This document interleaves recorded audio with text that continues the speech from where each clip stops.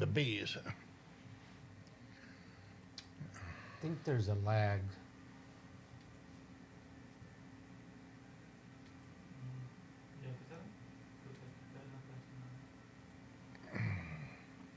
It should start, I think. No? Come on, stream.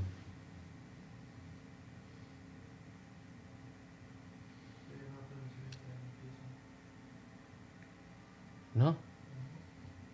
Ah, come on. See? Did you put the links on the Telegram group? Yeah, I Okay, did, but okay. for some reason, it's supposed to start already. I mean, yeah, see? This is live stream offline. Estamos en vivo? Says we're inactive. Come on.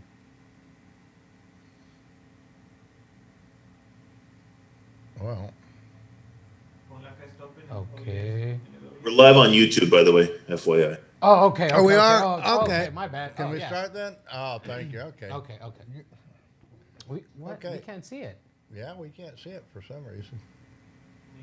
Did I? Did we send out the wrong link? Patrick? Looks like it's public based on what I Yeah, see. it's public. Yeah, it's public. It's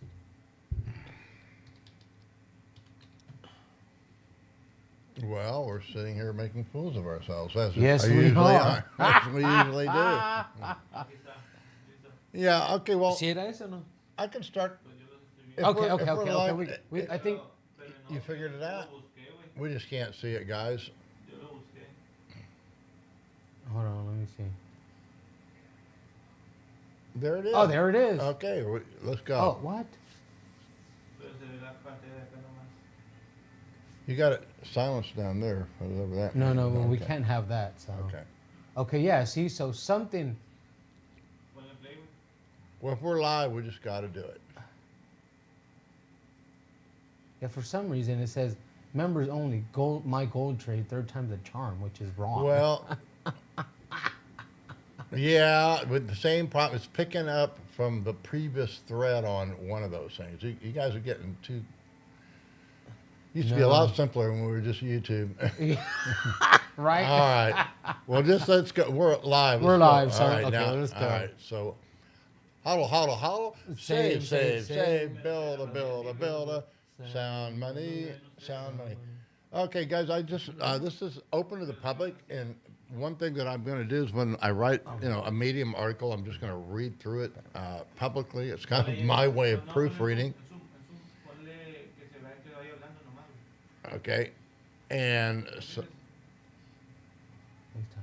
so that's what we're going to do today. Also, welcome to talk about anything we want.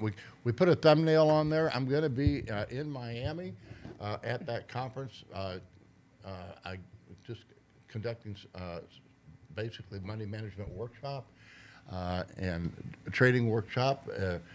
Anybody that's in Florida wants to go to the conference. I hope to see you there. We'll probably have if you guys can get a hold of me through the group or something. We'll set up some kind of a meeting. That goat lady is coming with me, and that's the only traveling I'm going to be doing in the United States, except when I make my kind of monthly border run. So, and then we have our conference coming up on the. Actually, it's going to start as early as the 10th and 11th. We're going to have workshops. Jimmy Song is going to be doing his workshop on learning how to program Bitcoin. And Giacomo Zucco is going to be doing a workshop on setting up a full node. Those are both 2-day workshops. They will be before the conference on the 10th and the 11th. The conference actually is on the 11th and 12th, and then we're having an adventure tour. I think I got this wrong. Adventure tour is, 11th, 13th, 14th, 10th, 11th, 12th. You know what? You have to pull up the Telegram. Just pull up the calendar. Can you pull up a calendar? So I can see Okay, it? hold on. Let me see. Oh, whatever. Go to August. Hold on. Because I got to make sure I get these dates right. Okay, here we It'll go. be- All right. So it's going to be the workshops will be you got to pull up August, not April. Eddie, can you pull up August? Oh, Go to August. August. Okay. April. August. Oh, no, August. that's March. April, May, June. There you go. July. August. August. Okay. There we go. Yeah. So the 10th and the 11th are going to be the workshops. So that's Right. Tuesday and Wednesday. That Wednesday night, most likely there'll be a carnivory dinner that Jimmy and Tone will be sponsoring. And then the conference will be the 11th and the 12th. And then on the 13th and 14th, we're going to have the adventure tour at the Horsepower Ranch. So it's really going to be a super event, Yep. guys. We're lining up. I'm going to line up some. Big guys.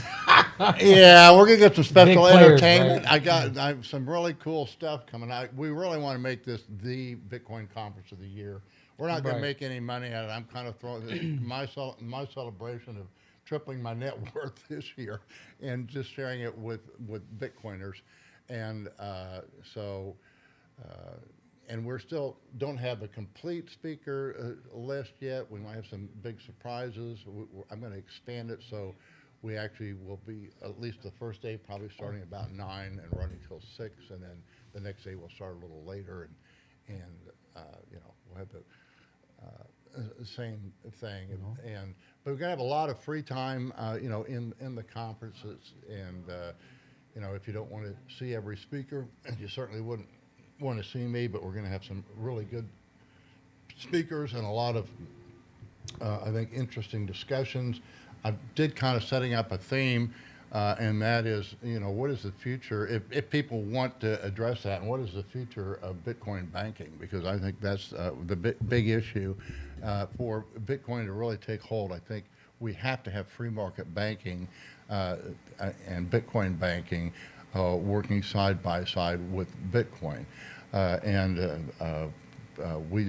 My mentor, E.C. Harwood, he says, really, that's a lost art. It was something that emerged in the 19th century and was there for a while, and was quickly nationalized and disappeared.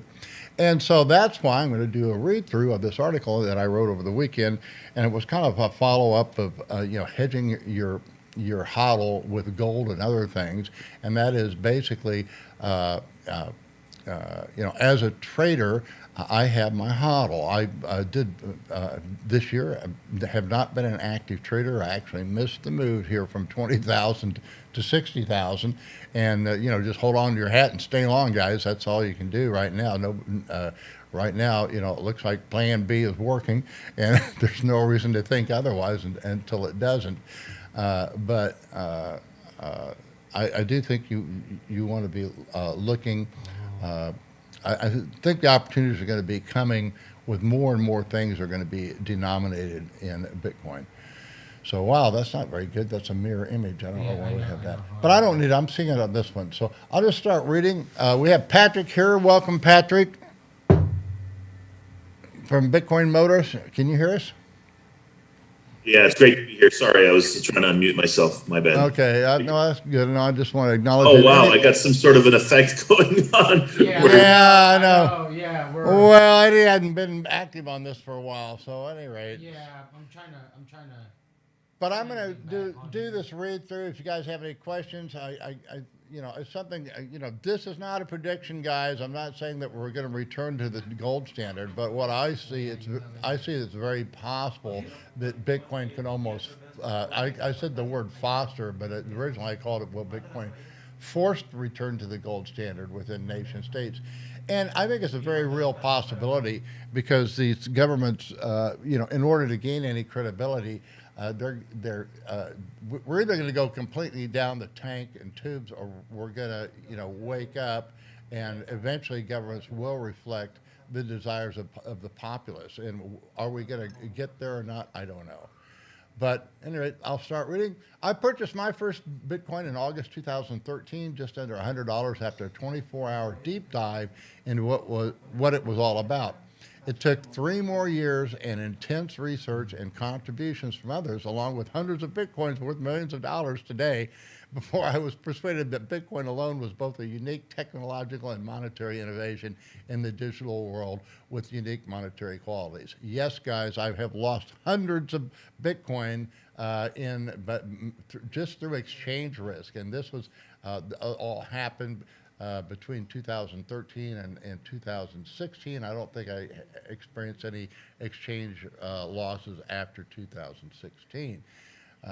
Along the way, I found that while many Bitcoiners believers think Bitcoin will replace national currencies and destroy central banks, few, if any, such visionaries embrace gold as money.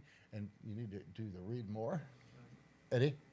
I need to read more. You need to expand that. My bad. Just hit read more. Oh, okay, read more. Okay. There you go. Boom. Okay. Okay. Along the way, I found that while many Bitcoiners think Bitcoin will replace national currencies and destroy central banks, few, if any, such visionaries embrace gold as money. And fewer still understand the gold standard as the innovation of the 19th century marketplace that enabled the Gilded Age. And this comes as no great surprise. Very few sound money, so this is hard to believe, guys, but very few sound money advocates 40, 50 years ago, and we were all known as gold bugs back then. Most people did not understand the gold standard or how the money supply was regulated by market forces, creating non-inflationary purchasing media through a self-liquidating commercial paper in a period of relatively free market banking. And the same holds true today. Can you scroll down? Yeah, I'm coming. Okay. And there's a picture of Colonel Harwood. That's a gold coin that I made way back. I started minting those in 1979. In 1974, sound money advocate E.C. Harwood addressed this problem and described this 19th century monetary innovation in his white paper, The Lost Art of Commercial Banking, which I do recommend, guys. That's free and on a PDF file. You can go to the link and read it. It's about, I don't know, 6 or 7 pages long, of double, very tightly written article. Basically he concluded in the present century, an art has been lost or nearly lost, and the consequences may have a significant influence of the breakdown of Western civilization. This lost or nearly lost art is the art of commercial banking. And I definitely hold on to that view. I do think that Bitcoin will continue to be volatile and be subject to these huge swings of 80 to 90%, 70 to 90% corrections. And I don't think that will end until we rediscover this lost art. And we don't know what it is. Oh, you just took away my reading. Okay. Okay. Now, this seems straightforward enough, and yet a generation has passed, and this lost art has yet to be rediscovered. In fact, quite the opposite. Rather, those Bitcoiners that have technological backgrounds tend to view gold as a barbarous relic, not unlike John Maynard Keynes, who actually phrased that term as he promoted Keynesianism. While the use of gold as money, you need to scroll down for me. While the use of gold as money is hardly a new innovation, the gold standard was a new innovation that emerged in an era of relatively free market banking. And while gold cannot be traced to an anonymous discoverer, the gold standard can be traced to Adam Smith's invisible hand of the marketplace. And there's a picture of Adam Smith and a gold coin that I was minting way back when. And I found these online, and incidentally, I'm collecting these now. I started a new hobby. There's a whole bunch right here. Yeah. I'm fixing the camera, guys, so when we get it back, you'll see all these goodies of coins all right, here. but that's all right. I'll just read this as we're going. As the gold standard emerged, there was no fractional reserve gold standard decreed by governments. The money supply was determined by banks, creating a non-inflationary, self-liquidating commercial paper that represented an estimate of all production, including gold, coming into the marketplace. Gold simply acted as a governor when the market participants perceived that individual banks overestimated the value of the specific underlying production. Can you scroll down for me, Eddie? Yeah. Can I have to watch either that or give me the mouse? I know.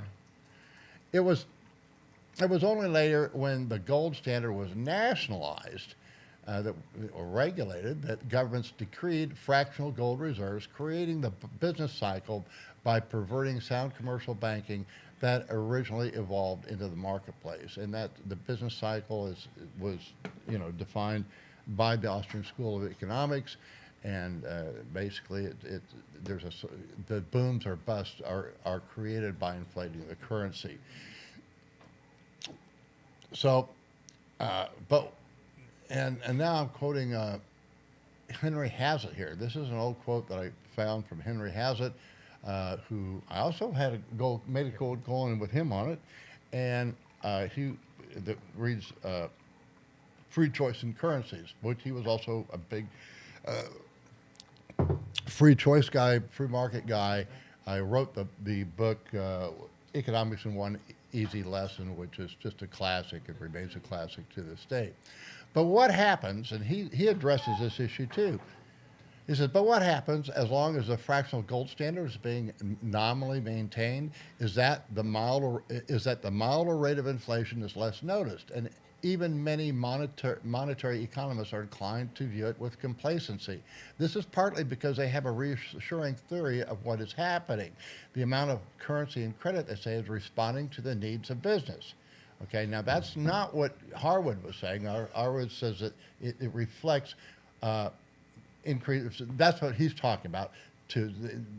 Harwood says that it responds to the new goods coming into production. The loans on which the deposits or Federal Reserve notes are based represent real goods. A manufacturer of widgets, for example, borrows a 6-month loan from his bank to meet his payroll and other production costs. Then he sells his goods, he pays off the loan with the proceeds, and the credit is canceled. It is self-liquidating, which is what also E.C. Harwood described.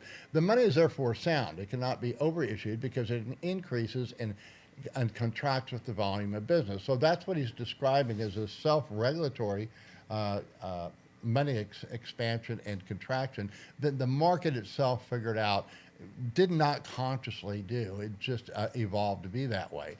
What this theory overlooks is that while the individual loan may be self-liquidating, this is not what happens to the total volume of credit outstanding.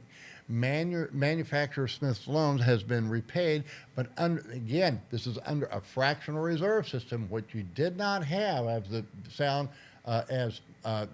the gold standard emerged. There was no reserve requirement. It was only after governments got into the business that they required a reserve requirement, and this allowed the inflation.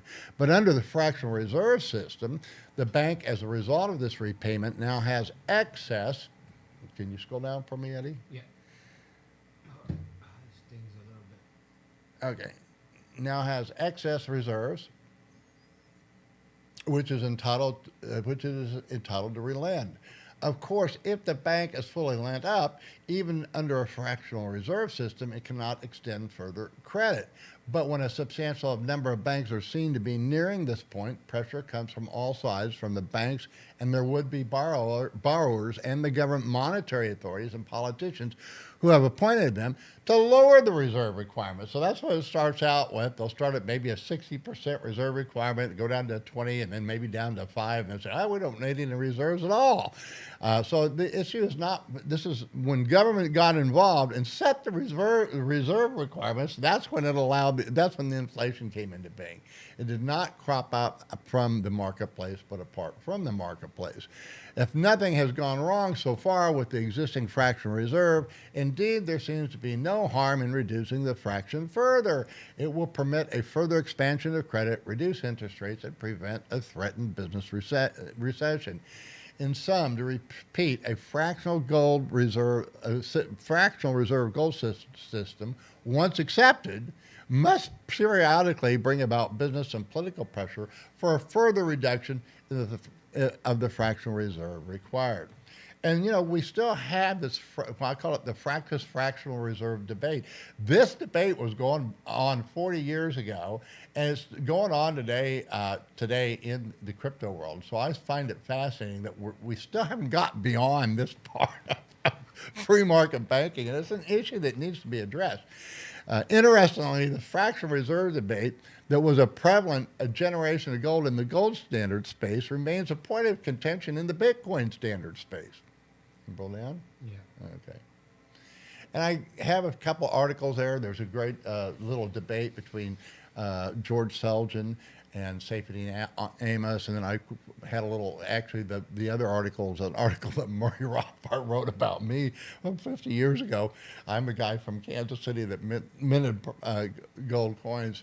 And this seems to be an in-house sound money debate that transcends both gold and Bitcoin. Harwood addressed the issue, never referred to sound commercial banking as a fractional reserve, since the creation of non-inflationary purchasing media is limited to an estimation of particular new goods offered in the marketplace.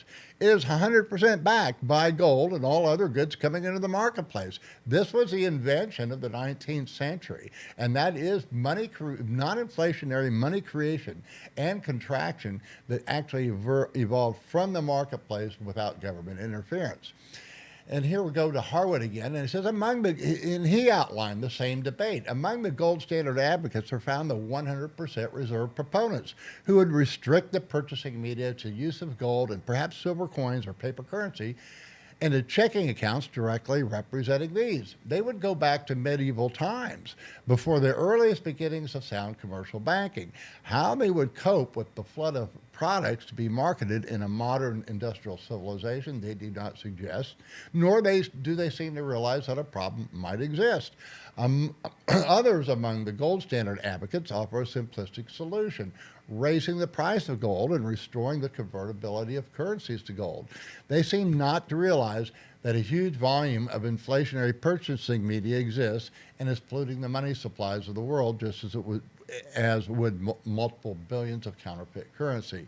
Few add to this simplistic solution a proposal for removing excess purchasing media from circulation or deflating, and thereafter prudently, they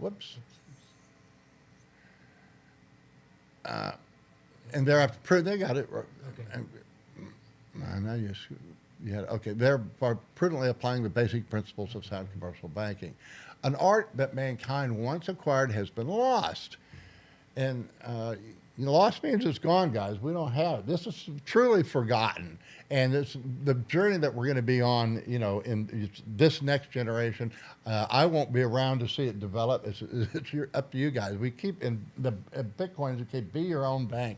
Well, guys, that's exactly what we have to do. And that's going to be the challenge ahead for Bitcoiners. Just how are we going to do that? This assertion does not imply that the art in question had been developed to perfection. Wise men do not hope to achieve perfection. They aim at solutions that work passably well in the real world and try to improve upon them, more nearly to perfect the application of basic principles discovered, and to preserve the best of what has already been achieved while striving to achieve even better results. Until the art of commercial banking becomes a science, and like most of man's studies of human behavior, that is a long way in the future, can we do better than revive the lost but not entirely forgotten procedures that once worked so relatively well, in contrast with the international monetary model we have today? Now, guys, this was written way back in 1974, and I do think it's very important that we build what Bitcoin is going to become on some of these intellectual giants of the day. My background is economics. I'm a self-taught economist, don't claim to be a scholar.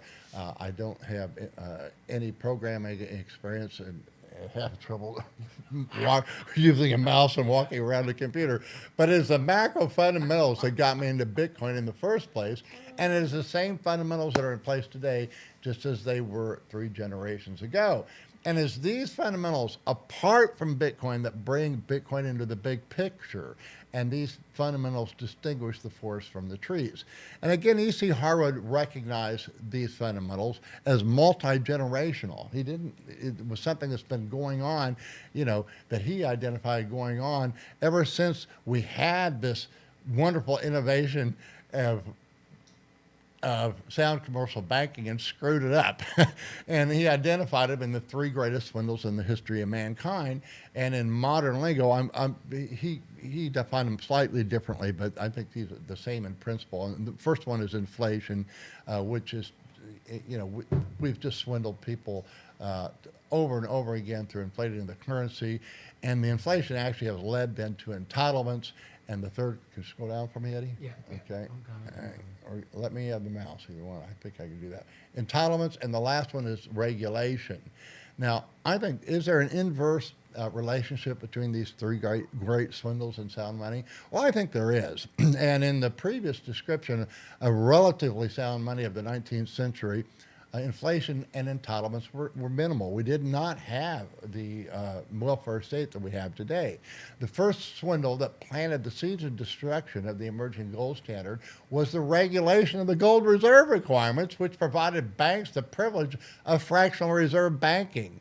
And they didn't have that from the marketplace. They didn't trust each other. They were constantly watching, each other's loans, and different industries were different. You became a specialty. If you were a bank for farmers, it was quite a bit different from being a bank from a manufacturer. And they would also, this is just how it developed over time in the marketplace.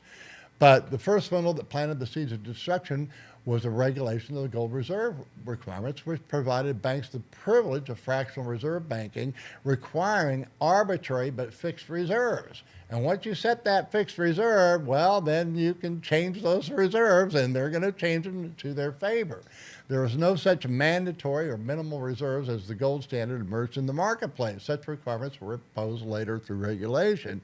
And it was this reserve requirement regulation that enabled inflating, and it was the inflating that led to entitlements that grew exponentially for the next 4 generations. And that's where we are today. So my question is, could it be that this super cycle of regulation, inflation, and entitlements will be viewed by future generations as far more destructive than what the Austrian school has identified as the Austrian theory of the trade cycle? That's a question, guys. I don't know. I'm not the scholar or have the intellectual know-how that a lot of these guys that discuss these issues have. Okay, a return to the gold standard was a viable option for nations. A return to the gold standard is a viable option for nation states to reclaim monetary sovereignty in their respective jurisdictions. Scroll down. Okay. Just as Bitcoin seems to be a well-suited for international settlements apart from national jurisdictions' borders, gold remains well-suited within national jurisdictions and borders.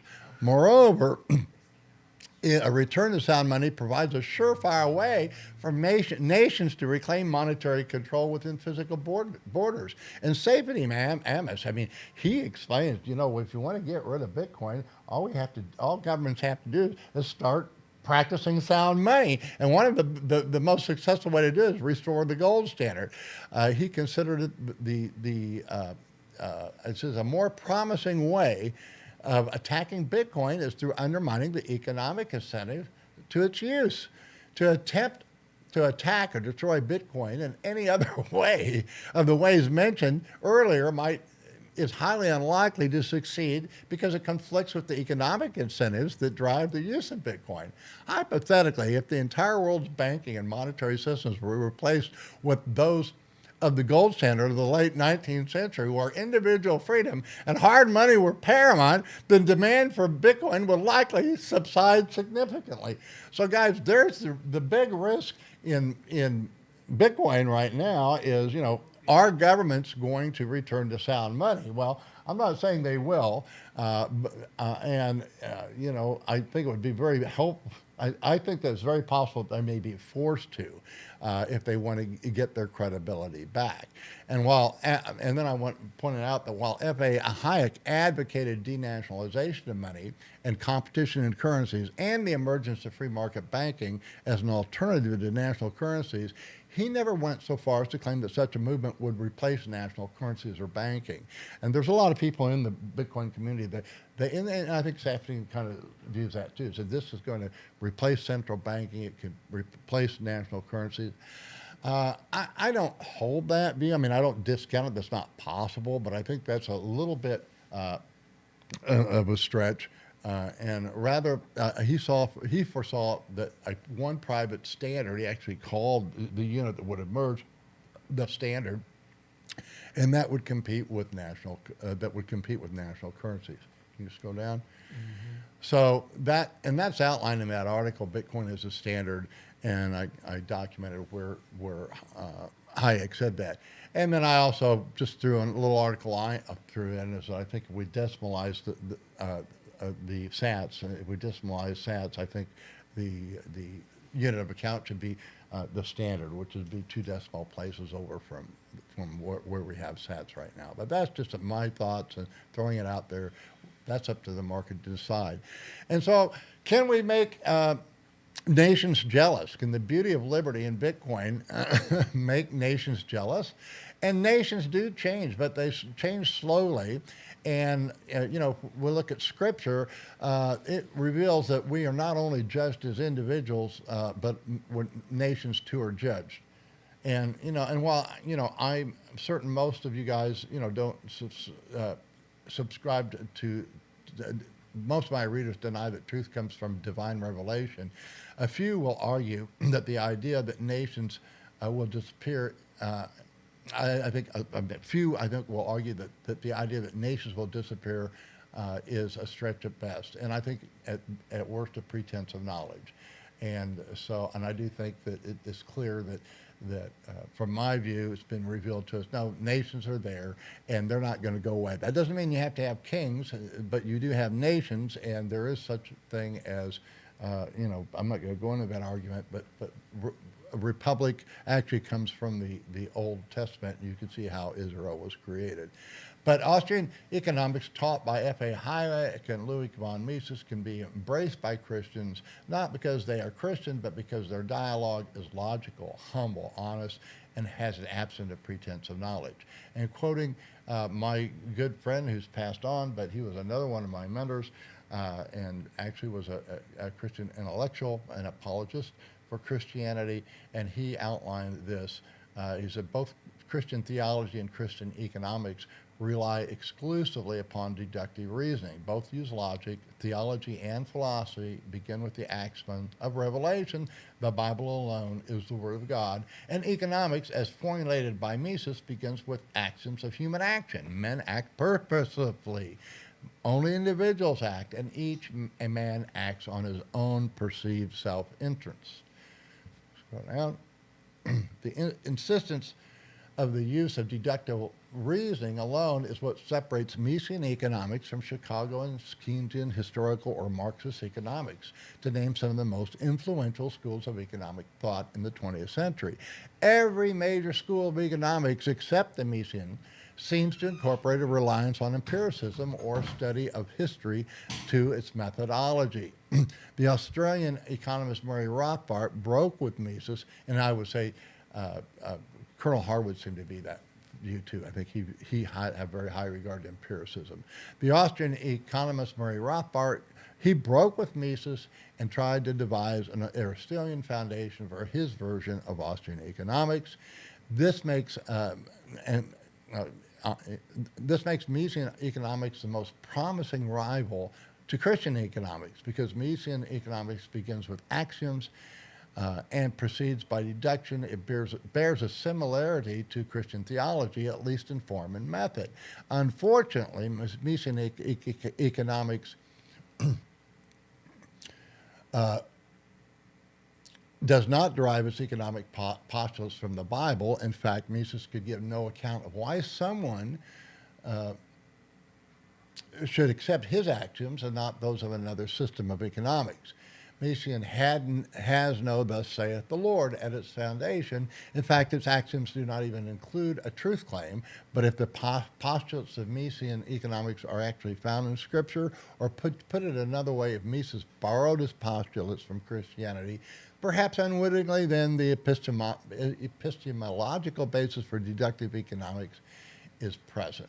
Now, this narrative has also been recognized by the wisdom of the secular world. I don't think there's an argument on that. And while Christian economics ethics is certainly a key component to Christian economics, ethics alone is not Christianity. Most of my non-Christian mentors have demonstrated and lived consistent ethical lives far beyond what I have lived as a Christian, yet they're broadcasting the same narrative. And you're hearing this. This is one that I picked out from Michael Saylor, who's just doing an excellent job of educating people what Bitcoin is really all about. Can you just go down? And he's done an excellent good. He's a great teacher, guys. And as Bitcoiners, we welcome the challenge. Bring it on. And the ultimate Bitcoin anti-fragile test would be restoration of the gold standard. And even on safety, anyone that recognizes this, and this is something we all want, to sound money, and maybe it just might be Bitcoin that's going to, act as the catalyst and bond to that comes back, and this time we don't blow it. The bottom line is that three things Bitcoin must provide to be a success, and this is what Michael Saylor said. I got this directly from him: integrity, trust, and privacy. Okay, guys, there's more to Bitcoin than Bitcoin. It also takes this, what Mason calls human action. Right. It requires an ethics. And this is what Jimmy Song was writing about, in Thank God for Bitcoin. To the degree that we are successful, the Bitcoin nation will be a shining light for every nation, just as America once was a shining light for nations. And to the degree that nations attempt to imitate us, the value of Bitcoin will decline. To the degree that nations attempt to destroy us, the value of Bitcoin will continue to march to infinity and beyond. We're all getting all excited about this march to infinity and beyond, but we're kind of watching the whole world, collapse around it. And so, we share our wealth, but what good is it really? And so perhaps Bitcoin will be the catalyst to restore the gold standard and the bond among nations to keep it honest. The alternative to sound money is quite bleak. I'll be building on this in my next article, but basically, it's very possible that we, Bitcoiners, we're able to keep our wealth apart from any jurisdiction. If you KYC, if you choose to operate in those jurisdictions, which right now I operate in Mexico and in United States, right. And so I pay my taxes. You know what? I choose to conduct business in the United States, and that business that I do, I owe tax on. And the same with Mexico. But it's this competition for Bitcoin among nations that's going to give them the incentive for Bitcoiners to move into those jurisdictions. And that's one of the things why we're having this conference down here in Ensenada, because more and more people are understanding that, hey, you know what? The United States may not be the best place to be in the coming decade or two. And so you definitely want to have, alternatives and an escape plan. You don't want to be stuck in the United States if they suddenly shut down the banks or close the borders. And so that's part of what this conference is about. Ugly. Yeah. If you'll permit me, I'd like to run some counterpoints with a lot of the ideas you discussed in those brilliant articles. One of them is just kind of just as an aside. I've been on Twitter for 10 years, and the biggest tweet I ever did, my most viral tweet, the tweet that got the most impressions, that got the most likes ever in the 10 years, of all the brilliant things that I've said in the last 10 years, the one that went the most viral out of all of them was a simple picture of a receipt that I took in Orange County in Newport Beach at a burger place where I ate, and I paid the check. I paid the check with Lightning, and I posted my receipt. Hey, paid with Bitcoin, Lightning Network, super easy. For some reason, this was a mind-blowing tweet to most people. I guess they just didn't realize how easy it is to use Bitcoin as a medium of exchange through Lightning Network. And I think that this is actually a very, very. It surprised me. I thought this was going to get me 4 likes, but the fact that this thing blew up says that maybe the word is not out there. Maybe we need to let people know Bitcoin isn't just a savings account. You can also use it as a medium of exchange. It's actually pretty good as a checking account as well. And I have a few more points to go through, but that's one of them. I don't know if you had any thoughts on that before I move on. Yeah, I think it's coming. I don't think that's the primary use, at least not now. It may be, but and again, these are what I hope we can kind of discuss in depth, and people can teach me about it. But what I've been taught from those who taught me about, the back end of Bitcoin is that these functions can be done, but I don't know that they need to be done. I want to get the lightning down here. Hopefully, we're going to have that covered. I'm not sure how we're going to do it for the conference, but the cash can actually doesn't need to be on a blockchain. That it can come from merchants to merchants, and you don't. I mean, Lightning is a way to get through a blockchain. I mean, it looks very, very promising. So, but I just haven't. I don't. That's not where. So far everybody that's gone down that direction has made a serious mistake, and True. 100%. and not saying it's not coming in. I know Jack Maller, he's working on that with Lightning and setting up a network to use Lightning, and there's huge arbitrage there, and that's basically what he's doing. Is he knows enough about the markets that he can provide that service, and it will be basically free and not. There's nothing free. There has to be a spread there. That he's just not. It's be more like a Robin Hood free where you're not paying commission. But there'll be a spread there or something there where he capitalizes off of that. But which will be a great thing. But it's not proven yet, and that's yeah. I mean, I don't use Bitcoin in that sense. I use my credit cards because I just find it so much easier. I get rewarded. I pay off my credit cards every month. I get credit, for anywhere from 30 to almost 60 days, which means I'm playing with their float. And so it's really silly for me not to use credit cards. That's fair enough, but let me just make a couple of quick points on this. Now, Brian Harrington. So Brian Harrington introduced me to one of the managers of this burger place, this place called Next Burger. They have 3 locations in Southern California, Port Beach, one in Downey and one in Orange, I believe. And this guy is super excited about Bitcoin. He's accepting Lightning payments and also base layer Bitcoin payments because he's super excited about Bitcoin. This isn't one of these corporations like Dell or whatever the Expedia that just took the Bitcoin and automatically converted to fiat. This guy is keeping, as far as I'm concerned, based on what he told me personally, he's keeping these funds, these Bitcoin funds as he's getting them. He's not immediately converting them. And he may be looking for ways to actually pay his suppliers. He actually told me he may be looking for ways to pay his suppliers and his employees in Bitcoin as well. So to me, this isn't just something about, I just want to pay for Bitcoin because I want to look cool. It's me supporting the Bitcoin economy. It's supporting a business, a small business, not this giant corporation, but a small business. Like if there was a small business in Ensenada close to your home that was accepting Lightning payments, I mean, wouldn't you be okay with, sending them $10 every now and again just to kind of try out Lightning and kind of support the Bitcoin economy? It's not so much that you're just trying to, be cool and show off, but more trying to support a local business. That's the way I see it. It makes it easy. I agree with that. So the easier that we can make it, I mean, that's where the future is.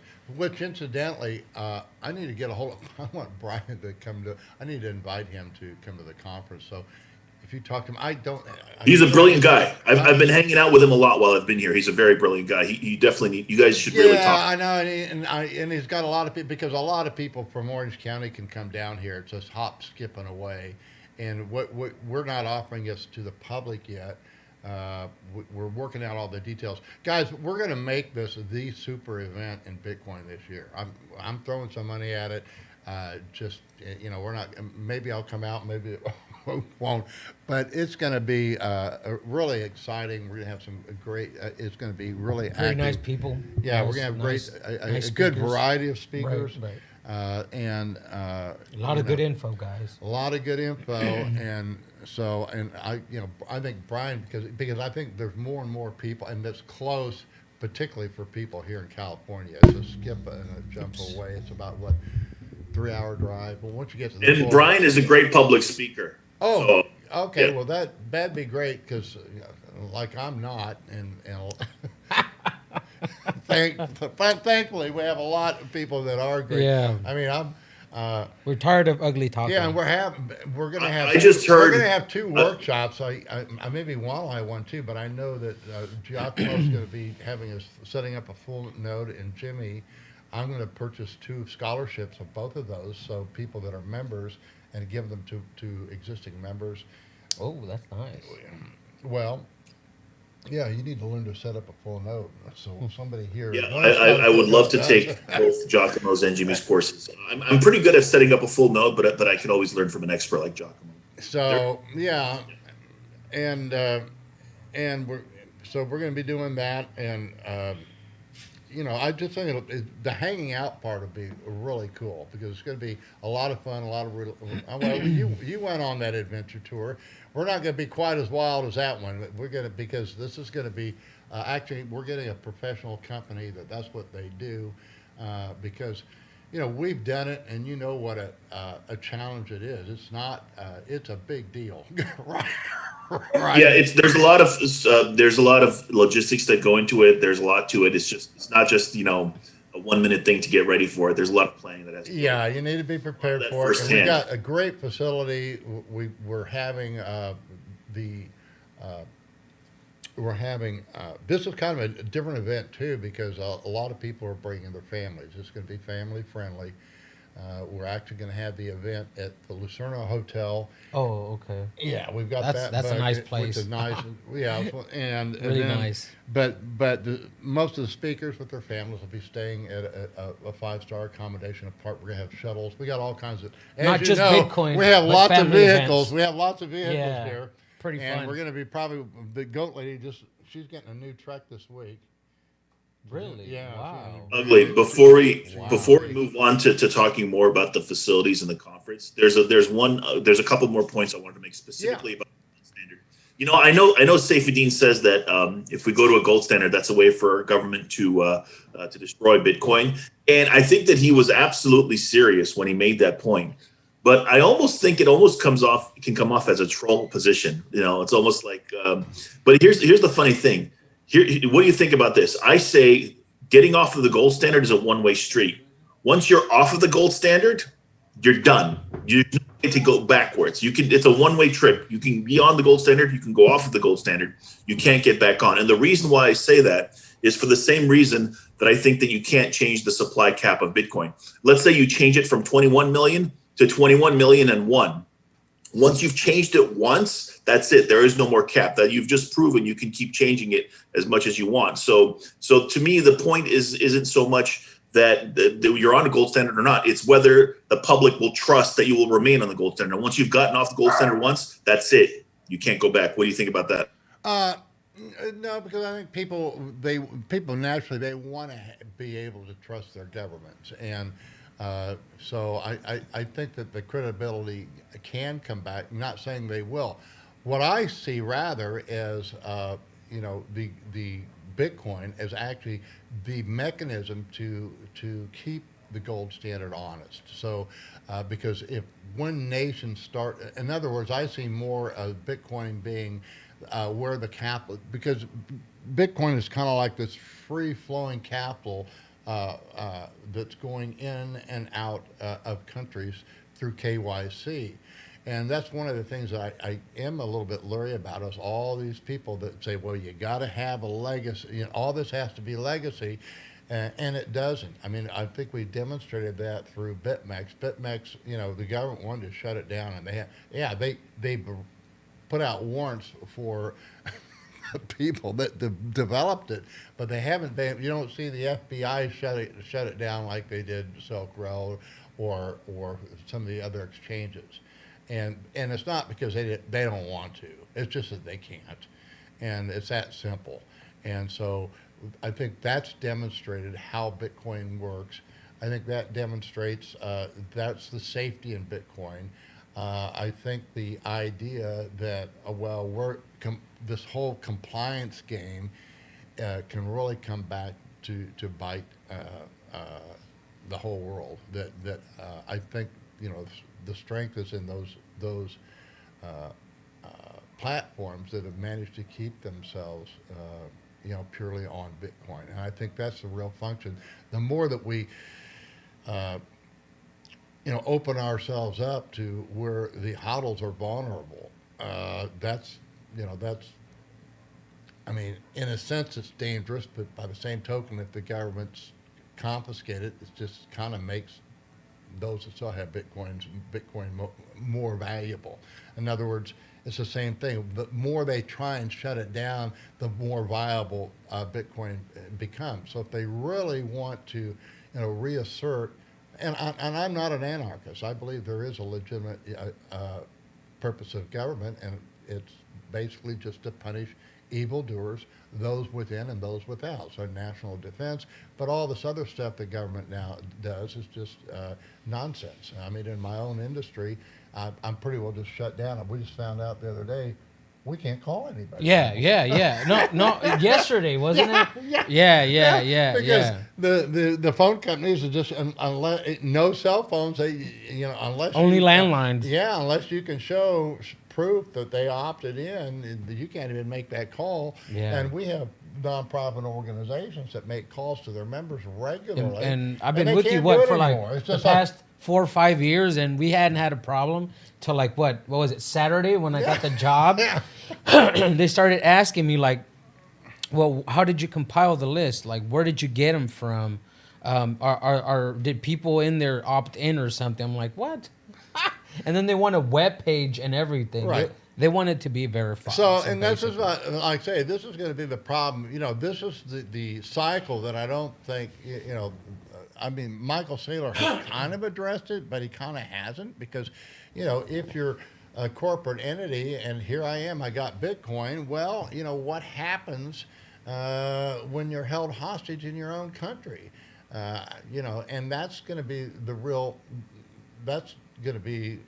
challenge that's ahead. Who was showing that video? Was it Tone where they had that big old line? People were lining up in Burma. But there you go. Yeah. Myanmar, We were watching one of his shows, and we were like, oh wow, people were like lined up like around the corner, around the other block. It's coming. I mean, guys, I'm telling you, I've warned people. You know what? If all you have, didn't Avtab said that? I should have listened to you years ago. Yeah, but if all you have is your house and your retirement, account, good luck, because you're completely vulnerable, and that's why I recommend if that's all you got, you need to either get a smaller house or pay the tax on some of that retirement account and get your hodl, because that's your only escape. That could be your. You kind of touched a little bit on the final point I was going to make. We're coming up here August 15th. You know what happens August 15th of this year? It's going to be the 50-year anniversary of Richard Nixon taking us off of the Bretton Woods system. So, cool. This idea that You said cool. This idea that fiat currency is forever. It's a temporary short-term experiment. It's not even technically 50 years yet. And this idea that we're always going to have republics, well, the modern liberal democracy is a relatively new phenomenon. Only existed for a couple hundred years, or maybe if you count some older governments. The modern government, whatever style it is, whether it's fascism, democracy, or communism, is a relatively new phenomenon throughout human history. So I don't think it's as timeless as some of us kind of make it out to be, because we've only known that our entire lives. We've only known living under a modern government. But that, you go back a few hundred years and these things didn't exist. These are kind of relatively new ideas. And I do foresee it's not going to happen next year. It's not going to happen in 10 years, may not happen in 50 years, may not happen in any of our lifetimes. But these things are not as permanent as we make them out to be. I think they're fleeting. And I do think that these things will, at some point in the future, kind of be this weird thing, this weird moment in history, these weird few hundred years in history where we had these things called modern governments, which no longer exist and are replaced by something which doesn't look anything like what we have now. Well, yeah, I mean, we don't. I don't think the America that we have today doesn't look anything like it was, 200 years ago or 100 years ago. Two completely different things, and but it still is a reflection of its people. And the principles, that at least America was, I think, unquestionably the principles of what the Constitution was written, those ideas, while not written necessarily by Christians, they were definitely Christian, has a Christian foundation to it. So, yeah, I mean, ultimately, I believe in the sovereignty of God, and He's in control, and we have one King. But I'm not here to proselytize what I believe. I'm here to practically address the issues that I think are coming, and I do see it. At the very least, I see a tremendous danger right now, particularly in the United States, and other places in the world. It's apparent too. And I feel very comfortable here in Mexico in comparison. I mean, Mexico has its own faults and idiosyncrasies, but the amount of freedom here is just far greater, and I think that's going to be the cutting edge for Bitcoin, is that we have a freedom of choice. Where we go and what jurisdictions we throw our support in is going to be entirely up to us. Now, I'm not one that I'm not planning on giving up my U.S. citizenship, but I certainly want a dual citizenship and maybe even a triple citizenship. Now that I'm able to, perhaps, You're a resident here, right? Yeah, I'm a resident. Okay, My goal is to become a citizen this year. Okay. And my goal also is to stop making trips to the United States entirely by the end of this year. I think that for me at least, the risk is just too great. I don't want to go across the border and then someday now I can't get back. And this is my home. This is where my family is. And I don't believe in building a Bitcoin citadel, but I do believe that you can build Bitcoin communities, just like what you're saying. And I think that's what we talked about, is if we have this idea, you have, where I think we are is what I said at the cruise, and I've written, is that you have two kinds of entrepreneurs. You have those entrepreneurs that have Bitcoin and you have those that don't have Bitcoin. And this move that we're seeing right now, and that's why it's so massive, is that you're seeing more and more entrepreneurs moving into Bitcoin and understanding what it's about. And Eddie, you can tell you finally learned Bitcoin this year, haven't you? Huh? Yeah. Yeah, because I was wanted to pay him in Bitcoin 5 years ago, in 2016, and I didn't because he wasn't ready for it. He showed me he wasn't. Right now I would have had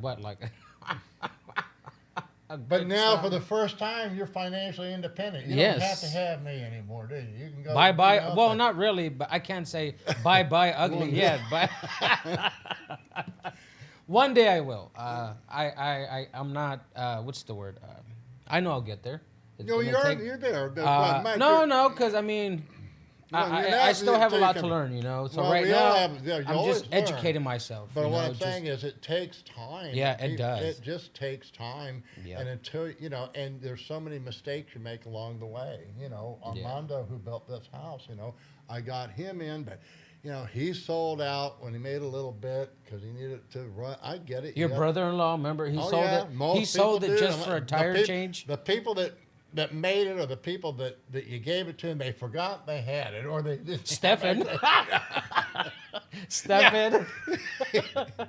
That's a funny story. Who was it? There was this other drug guy. deal fell through. There was this other guy. Oh, your accountant. I remember. Yeah, I remember that one. People. Yeah, he was like, "Oh, bad. I just checked my count." I'm like, he was a camper. If they know it's there and they're watching the price, I need, and I'm kind of doing that now, guys. But you know what? You know what? I kind of want to.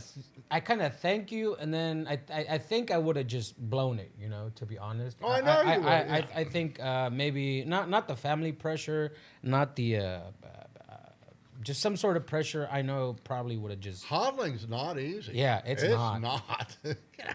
Really? I thought it was simple, him just talking about it, and then now, like when I go to the store, it's like, yeah, I don't think I need that.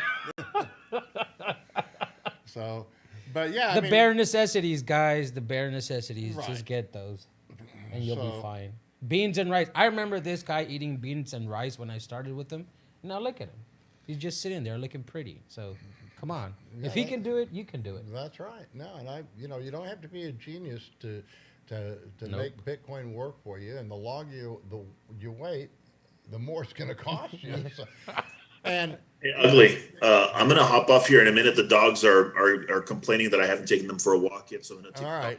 But I'm Well, gonna- yeah, come down. We got lots of room. We're setting up. We got Jose Lewis, and we're gonna actually the house that A&E and I live in. That's gonna become another house for conferences and so forth. I'll talk to you. I'll talk to you offline after you get off the stream. I'll try to give you. Yeah, so you're welcome to come down anytime. You know that, and you might mention to. I'd like to have Brian down here. I will put him on the speaker list. I think it'd be great. And, Yeah, actually, what I was gonna say is I heard. Spots, huh? Well, what I heard is what I was going to tell you is I heard Brian speak to a bunch of shitcoiners. Now, Brian's a Bitcoin maximalist. He was giving a speech at a place called Crypto Mondays, which is like a shitcoiner meetup group here in California. And he as a Bitcoin maximalist, he was selling the fact that all the stuff that you guys think you need to do on Ethereum, it's all going to be done on Bitcoin layer 2. And he did it very eloquently, and he did it without pissing anybody off. He did it. He spoke very well, and everybody was interested. So he's very good at speaking to people who disagree with him and kind of convincing them. So right, and that's important too. Now, that's what I believe too. Now, I'm not polite to the people that are scamming or should know better. I mean, Christ was never polite to the Pharisees, but he was always polite to the sinners. Yep. And Yes, he so was. they're completely different. People that have fallen for shit coins, I get it. I've been there and done that. So that's certainly excusable. But thanks for coming on. all right, I'll talk to you later. Patrick, Come let down me send me a message. Let me know maybe a week before you come in, so I can have the guy here set you up and everything. Okay, I was thinking this weekend, so maybe if it's too short notice, let me know. No, that's good. It's all good. You're good. But I'll shoot you a message right after the stream. All right. All right, thanks guys. I'm hopping off. Take care. All right. Later, Patrick. Huddle everyone. All right. Huddle. All right, guys. Well, if you have any questions, I don't seem yeah, I'm not saying that the gold standard. If they resurrect the gold standard, guys, it'll come unannounced and suddenly. Mm-hmm. So they're not going to, it'll be not because they want to do it. It will be because they're forced to do it. And like I say, I use the term foster, but I probably should have used forced. Right. Bitcoin may force the hands of governments, which I think would be a positive thing. In other words, we want sound money. Let's have these national currencies compete for any smart hodler is not going to put all of their hodl into any one jurisdiction, but you will put your toes in different jurisdictions depending upon how sound their currency is. But because again, I really like that term that Michael Saylor uses is my purpose of my Bitcoin is I use it as my treasury. Guys, that's it. That's what I've been doing. I didn't say it in those words. He said it much better than I have ever taught it. But when I do my little simple dance of build, save, hodl, save, and build it. That's exactly what it is. I'm using it as my treasury. Yep. And so as my treasury, if something comes up, Bitcoin's not the end all of end alls. It's simply a means to be productive. It allows us to be productive. The problem that we have right now, it's not easy being productive in the tyrannical jurisdictions that we have. Right. And I think I've found it to be much easier here now in Mexico to be a productive citizen than it is in the United States. And I think that there's far less risk. Does that mean I sell all my Bitcoin and buy more trucks and more property here in Mexico? No. But it does mean that, okay, the goat lady wants a new house, she's the one that this is for. I've done my job. My family, I can lose. Here's my thing. I can lose all my Bitcoin today. And my family's still taken care of. Wow. Now that I couldn't have said even maybe a year or two ago. But I think after this year, if I lose everything, They're good. yeah, they're good, and she, and it's a different. People here don't need to be on the grid. That's what's really. I mean, if we don't have electricity, if we don't have water, we don't have. Remember Juan paid those? Yeah, Well, we Juan, don't my have- bad, my bad, buddy. But when if- you paid him, we were out for like a month without electricity, no water for like 2 weeks. So sorry to burn you. But we know how to do that, guys. Yeah. We don't. Internet's not necessary. Yeah, it's cool and all that. Yeah. But there is we're not so technologically dependent on. Internet. Well, we're dependent. I'm dependent on internet. Well, to yeah, be me able too. to Because go. I mean, without But internet, we're not going to go hungry. We're going to, Right, when the internet, we were down 2 weeks, but Yeah. who knows for what. Now, that's not true because they're getting better and better and better. I know when I first came down here to Mexico, it was about maybe less than 50-50 proposition if you went to a gas station that the credit card system would work. But now that doesn't seem to be the case. It's Yeah. reliable 99% of the time. before it was like 50%. You Yeah. never knew if it was gonna. You always You wanna gave make it to sure the you guy. had He's cash. like, oh, it's not passing by. I'm like, what? Are you sure? Because like up here, like at the pub, at the Yeah. Irish pub, I went up there with Stefan, and I had enough amount of money, and I put it in there. They're like, oh man, you can't pay. I was like, what? What do you mean? I have enough money. And then I checked my account. And I was like, yeah, see. And then you did it again, nothing. Okay. Luckily, he had cash. Yeah. So yes, guys, if you're wondering, Stefan's coming back. He's been really helpful. Organizing us down here, and so we're looking forward to that. We'll be. I'm going to Miami, but he's going to be here. He's not going to Miami. The goats lady going with you, right? Hopefully, I haven't got. Okay. I need to get the details of that ticket, but I'll talk to Stefan and I. Hopefully, we'll get all that worked out. And we got Baja 250 is going to be going through San Felipe this weekend. We were going to go, but then the goat lady says, well, no, she doesn't want to now because we're going to go to Miami next week.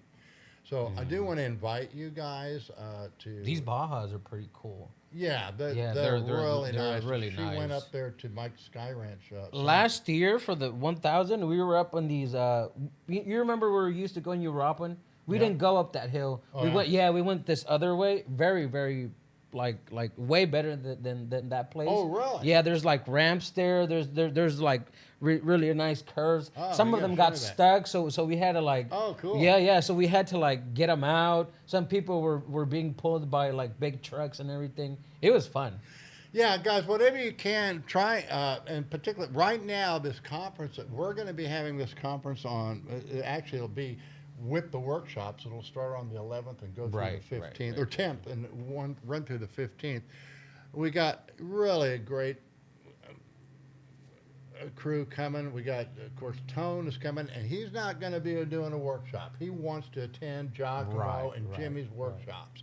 So they'll be, if you come early, you'll have a lot of time with them. We're going to be, it's going to be a very relaxed conference. Hopefully we'll have lots of panels to discuss. Not just them. Bitcoin, but family friendly as well. Yeah, so. Well, the children aren't going to be coming to the Oh, conference. okay. But if you Well, bring yeah, your but I'm family, saying like friendly by like Right. ATVs or Yeah, riding the racers. That's what I mean. yeah, and the families are going to be not at the conference hotel where Right. they shuttle them back and forth from a really nice. I think someone mentioned about a babysitter, so the yeah, babies and the we kids. got a professional The baby- kids will be baby. taken care of. Yeah, so. actually, it's my daughter-in-law, so she's certified, and she'll have. Oh, okay, that's yeah, nice. it's so she's willing to do that for us, and there's a lot of preparation in this thing, but we want to make Yeah. it good. I'm making how many new Bitcoin Standard Bearer staffs did I make? Yeah, 20, 20. Yeah, we're 19, we're and gonna then have them all lined one up. customized. Yeah. Hopefully, we get a big old wooden statue of Ugly, like at the end of those little. Well, we're staffs. making some. Don't share the stuff. I'm not me. We got all I'm the yapping people. my mouth We're over gonna- here. My bad, No, guys. we're doing I'm giving away all these things for you guys. So You don't know what's going on. I actually have a sculptor in the house that's going to come down here and Oh, live. shit. He's going to set up a studio down here. Oh crap! See, Oh, I'm yeah. just yapping my mouth. I didn't know that. So you guys think I'm not around? I'm doing stuff. you know, but Yeah. Usually he's not here, but he's around. yeah, so you know, it's not easy. This is exciting because you know we're building a team here, Yeah. and you know we're gonna Ernesto, you need to hurry up with that studio, buddy.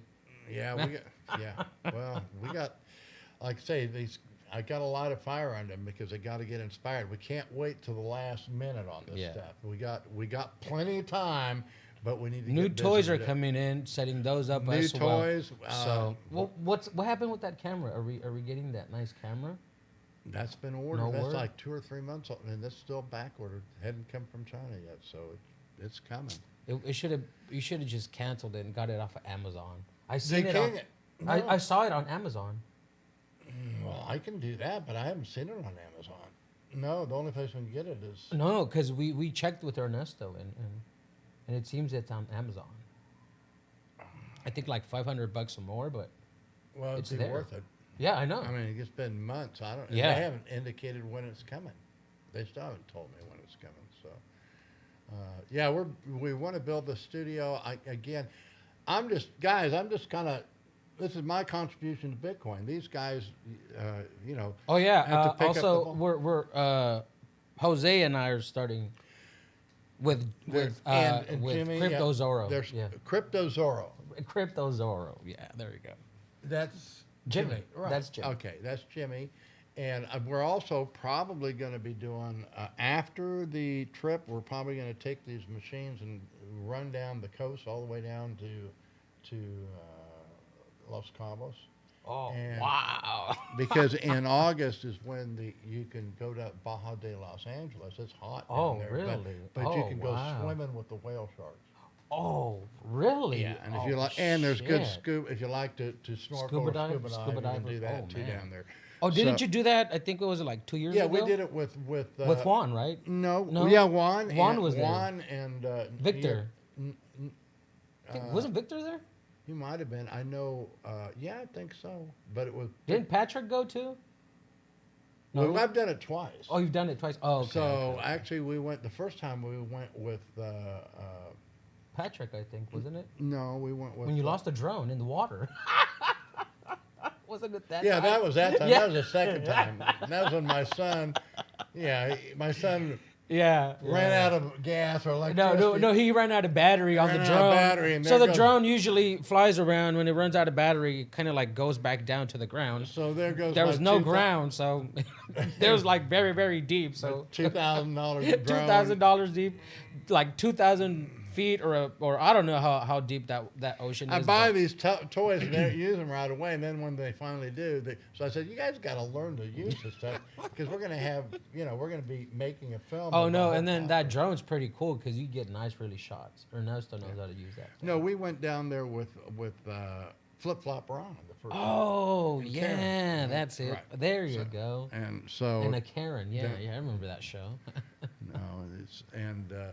no, it was really, that was great because You mentioned he went on his bike and sandals, right, and flip flops all the way down there. Well, we went to Rendia first. Oh, okay. And so, or maybe that was another trip. I don't know. But we went to Arendia, which we can do that, but we're not going to be going to Arendia for The conference. Yeah, you're gonna go down south. Yeah, more? we're going to go the wine country instead because it's just, it just works out better logistically since the hotels are and this horsepower ranch is really nice. Really? Yeah, there's an Olympic sized wow. pool down Oh there. wow. Oh yeah. Oh damn. I'm gonna get the electric That's waist. top You notch ever heard of shit. the electric waistband? I'm gonna see if I got Wow. tricks. I get the top notch. We're Wow, get some, ugly. we're gonna get some Damn, I didn't really- even know about oh, this. Yeah, this thing's gonna- I'm not. Guys- I'm not all into the loop, guys, and I'm hearing this I for the feel first time. good And at subsidizing this thing, so you're gonna get your money's worth. I guarantee you. So like if you're members, we Wow. are not open for the Wow, public yet, wow, guys. wow, so it's wow. only for membership right now, and we are about 20%. But if you're a member, guys, don't wait on this because right now we think it's going to be open to about 180 people. But right now it's not yet. But we're about 95% sure that things are just opening up down here, wide open. People, I went somewhere yesterday, and there's no, the facade of the mask is quickly going away. So people are just ignoring it completely. The newspapers down here are posting, oh, there's a third wave coming, and people are just all in about and not caring. Gosh, I don't even want to go into it. I had, Yeah. I got it. Yeah, and it's the worst part was it comes, from within your own family, and then Yeah, that I'm is a true. terrible person because, guys, I'm not contagious. I've already had it. I can't, No, actually, to be kind of like talking about something like that, there was this family member in my well, not my family, but my wife's family. The guy is very like stereotyped. He's like, oh no, you have a cold, don't touch me, this and this and that. And in the end, the idiot got it before everybody else did. And he's the type that wears the mask, and he'll have his children wear the mask, or those mini having little a gloves. mask on is really it's not. I heard healthy it's for really me. bad for you It because it is cuts your bad. breathing, I can't. and your oxygen levels just go down. So Yeah. that's why you're. And then next thing you know, that's why you're vulnerable. What is it? Vulnerable? What's the word? Vulnerable. There you go. Yeah. I'm losing my touch, guys. I've been down here way too long. I need a. All right. Well, thanks for coming on. We wanted to share it. I'm not doing much trading. I noticed Bitcoin just keeps going up. I noticed we had a break. I did try shorting some of those shit coins a little bit. Hadn't worked out. You want to share that? Well, we can do. Well, I don't know if it's on there. The gold trade. Hold on. Let's see. You can just you want to do them. I have to get my codes, and I don't need to do that. I'll share it with the group. What is it, It's a trading very or- small position. I don't think gold's doing much. Let me It see. took out the 2-week highest. They could still get one more big break. What's the website? BitMEX or No, the Evolve? gold. Oh, Evolve. There we go. Oh, there we go. Yeah, I mean that's That's the not only it. size. No, you did something else. Just the blue one. You hit Evolve, and then hit the thing. Oh, there we go. Evolve markets. There we go. And we can look. I don't think we need to log in. We can just look at the gold market. It's not doing much. We did take out the 2-week high yesterday.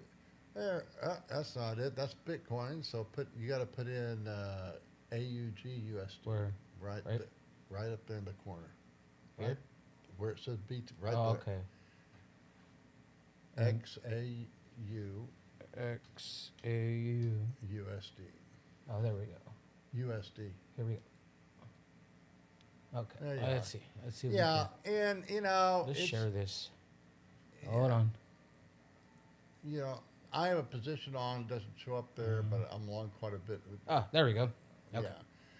So I'm long, I think, from There you go. about 1720, and we did take out the 2-week, and that, Here.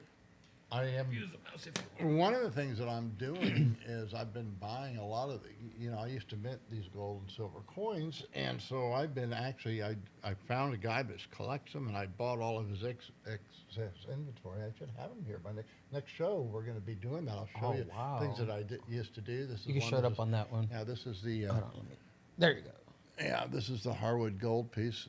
Does it? Can you guys see it? Doesn't reflect. There we go. There it is. There There you it go. is. And this is the gold. And Here's so the silver.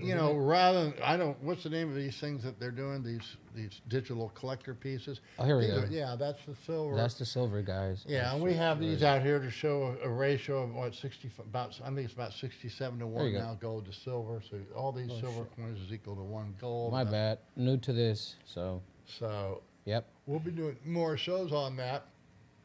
That's one thing that I'm doing is just because I think that there will be good collectibles. I don't think I think this, what do they call these? NFTs, whatever they are. That's bullcrap. They're going to be absolutely worthless. But I do think, look, we're winning the intellectual battle for sound money for free market money. And if that's the case, then I think that my private mintages that were made way back in the 70s and 80s that honor these Austrian economists will gain in numismatic value. And I do believe that gold and silver remains a decent store of value. It's not the same as Bitcoin. I don't think it's going to return that well. But the key now is you can use your Bitcoin to collateralize other investments, and that's one of the real uses that's going to be showing its head in the years to come. More and more, you're seeing more and more stocks. I know Leah Walsh, she's actually doing an ETF where they're only going to invest Really? in companies that are holding Bitcoin. So these are all new things that are going to be Wow, I didn't know developing. that. Yeah. So there's a lot of new stuff that's coming out. I think again, Evolved has, you can purchase stocks, not a lot, but a handful of stocks. You can do some other commodities trading and use your Bitcoin as collateral.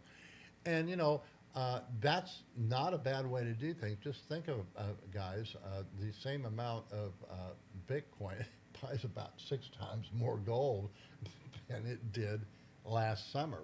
And so if there's a time to, I don't recommend, you don't need, I'm not hodling gold like I hodl Bitcoin, but I certainly believe that when there might be a time when gold and silver may come in very handy. And I don't discount the fact that for governments to regain credibility with the populace, they could very well restore the gold standard, not because they necessarily want to, but because they have to. And particularly, if we see what some of these models are showing, that Plan B thinks, where are we going? To infinity and beyond is almost where we're at because of not because Bitcoin, it's because we have real big problems with our money that's in control of governments, and Bitcoin is not in control. It's in the control of the marketplace, and so that's what's going to prevail. I noticed, I did watch a little bit of Tone Vays the other day, and I noticed that he has the same opinion that I have. Oh, yeah. That no matter how high this market goes, and I have no idea, okay, wherever it goes, it's still going to be subject to these 70 to 90% corrections. Because we haven't, we don't have the mechanisms in place yet, and I personally, until we see this free market banking emerge in the marketplace, as so long I think, and particularly since we still have all of these shit coins around, that people, there's hard lessons that are going to be learned in the crypto community, and it's not going to be pretty.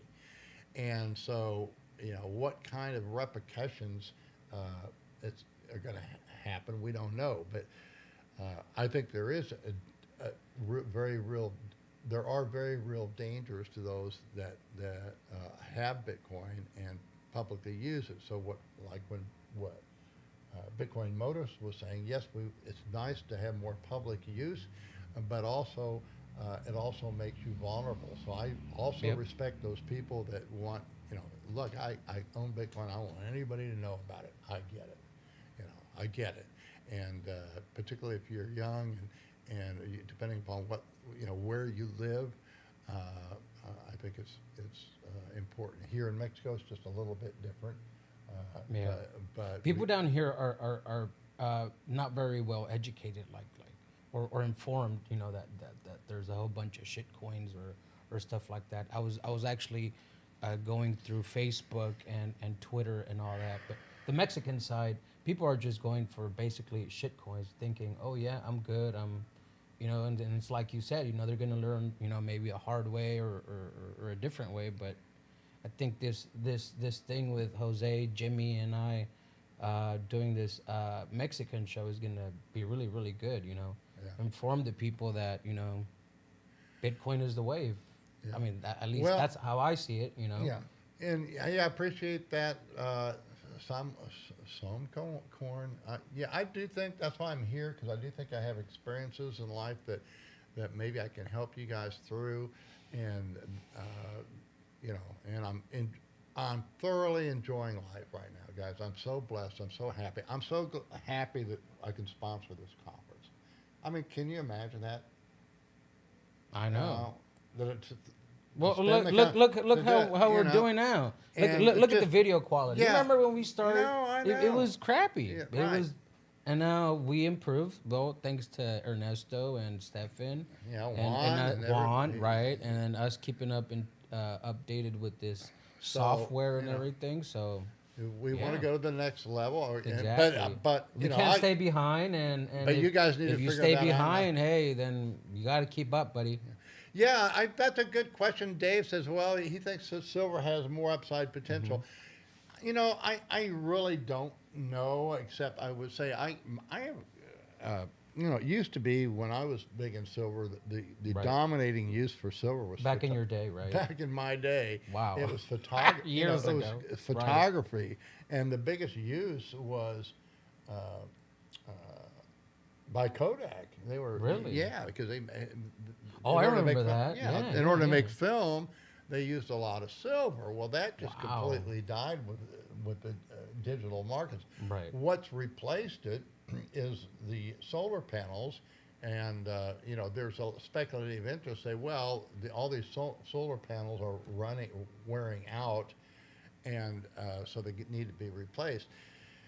You know, my view on that is the solar panel industry is so much subsidized with this Right. green ecology. It's not growing organically from the marketplace. It's being forced. It's being subsidized. And so, how much of it is real? And you can take the other view. I mean, they have these mirrors, they have these windmills, but they're only good for 10 or 20 years, and they, Right. and then you right, got to right. what do you do with it? You got to take them down and dismantle them and bury them, and the same thing with these solar panels. I mean, the problem is, it's only good during when it helps the grid during peak times, but when the sun Right. goes behind the cloud, you're SOL, And so, we'll just wait and see. Gold has always been a superior monetary metal, and in the long run, that's, I think, going to happen. Now, what in the past, you do see a run up in other commodities, and the gold is actually the last thing to go up. But it and there and gold does not produce anything. So you're sitting there, it's something that you're holding on to. It's a barterable, something that you can barter with. That's very useful. The way I'm approaching it is all of my gold inventory was seized and sold, melted down, and so forth. And so I think that eventually the coins that were minted that I did in my youth will gain numismatically. They already have. And it's kind of when people, we're going to show them that. So we're going to have All right. this collector.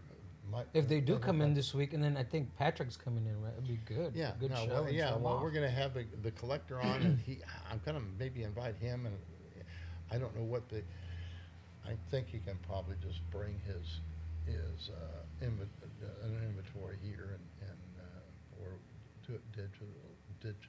But he's curious. I think he'll be able to pull things out of me because he's interested in what I've done in my past. I probably am having a hard time pulling out myself because it's not pretty. Some of it hurts to bring out. And because I've made some big shit happens, and I made some big screw ups in my life, guys, and that's why I'm not hard on the shitcoiners or even guys that have gotten wrapped up in something that was too big for them, because I think that's essentially it's a proud youngster, and you know, I think pride cometh before the fall. That certainly was in my case, and you know, looking back, losing it all is not the worst thing that can happen to you guys. And it can sometimes be the best. And so I've got just a different perspective from everyone else, and one that, you know, I hope can help. I really enjoy what's going on now. Like I say, the most amazing thing that I found, you know, when I started getting into Bitcoin was how the Austrian School of Economics has been so widely embraced and accepted. Boy, it was lonely back there in 1979 and 1980. Oh, I bet. So that was the deal. So, and we all had the same ideals. We wanted sound money, but we didn't have Bitcoin. And Bitcoin is truly an innovation. Yes, it is. But I do think we have to be cautious. And I think we do need to look backwards to what's gone on in the past. Not that we want to you know, duplicate it, but there's some things that did evolve, and I think the gold standard, as it emerged in the marketplace, is something that should be really examined by any serious Bitcoiner. And so that's, you know, the one contribution I hope to make. I think that there's you know, I understand why people get focused on a gold standard and can't come out of it, but you know, some people, you just after a while you wonder, like Peter Schiff, come on, you know, I think he gets it, but he may just be in the industry so deeply he has to maintain his position. So, but I embrace sound money, or whatever that might be. And right now, the best hope that we have is Bitcoin, and the second best hope is the gold standard. And I think if governments restore the gold standard and want to compete with Bitcoin with sound money, what a great world that'll be. It'll be much different than it is now. It won't be the speculative world that we live in right now. The fact that we are so speculative is not a healthy thing, guys. I mean, yeah, I'm richer, I'm better off than I've ever been, but I would gladly give it up if we had, if there was more freedom in the world. And there just isn't. And that's... It's going bonkers. And there is here much more so than elsewhere. That's why I'm here. That's why you're invited to come down and visit us. Really, members at any time. But that's one of the benefits of our memberships. If you're watching this, all of members. If you're watching this, all of my stuff is, which we need to update these Medium articles and put them on our website. Here, let me show the all website. All the articles takes a time, but we transfer them. I write them on Medium because it's just easier to do that, and then we convert them over to Ugly Old Goat. They're all there free. All of these videos open to the public are there free. So 95 to 99% of what I offer is available free to the public. If you want to be a subscriber, I really don't recommend it unless you have an established HODL. I started this way back in 2018 when Bitcoin was $3,500, and it was a tenth of a Bitcoin, so it was about $350. We had a discount, so actually people were paying about $200. And I haven't changed. I'm not going to change it because we have a small membership, a good core of people. We have a Telegram group. You do get all my trading history, and I've been a successful trader every year since 2013. And I think we could show this. Oh, this is. We show the Telegram. Yeah, that's the Telegram group. But there's that's the a trading lounge. But we have a good discussion. This is really great. This is what mainly was what you get. I started out writing a newsletter, but then Juan set me up with this Telegram group, and it actually worked AMA. out. Yeah, you can ask me anything, which I've ignored for a while. We have we have a troll group. Here's one. Here's two. Well, here's one. Loopster D. How do you determine the purpose of leading futures or vice versa? I, you know, I don't know that there's a lead or not. You want to watch the underlying. If you're trading on BitMEX, you're trading a derivative, so it's just going to be more volatile. It's going to swing higher. Normally, it's going to swing higher and swing lower. If it doesn't swing higher or swing lower when the market does it, look out because you probably are close to a trend change. But I don't. And here's the troll box, guys. So. Oh yeah, this is pretty good. Yeah.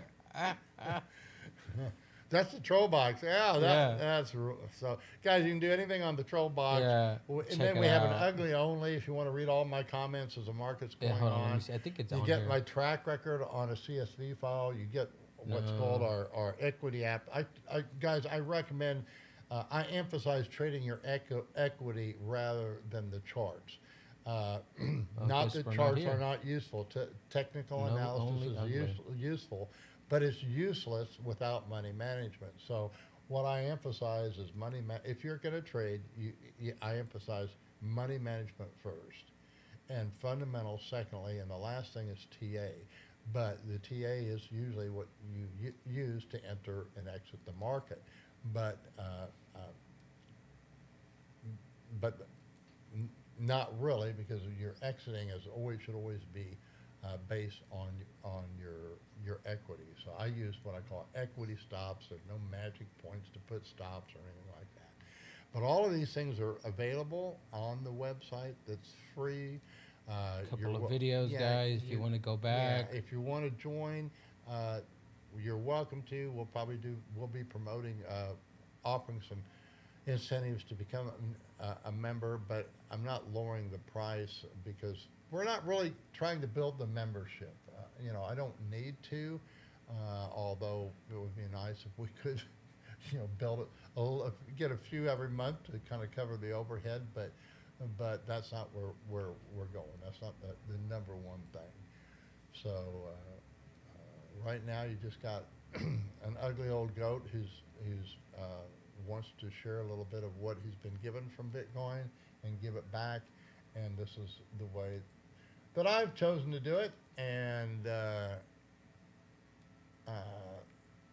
I'm not looking to be the richest guy in the cemetery, so